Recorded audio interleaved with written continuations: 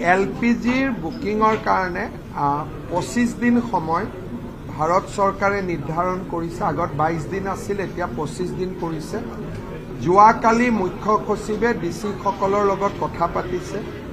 কোনোবা জাগাত যদি আগতকৈ বেছি এলপিজি কোনোবাই ক্ৰয় কৰিছে আমি তাত ব্যৱস্থা ল'ম। যেনেকৈ আজি আমি নগাঁৱৰ ঢিঙত দেখিছোঁ যে যোৱা 10 দিনত ঢিঙত বহুত বেছি এলপিজি ক্ৰয় কৰা হৈছে।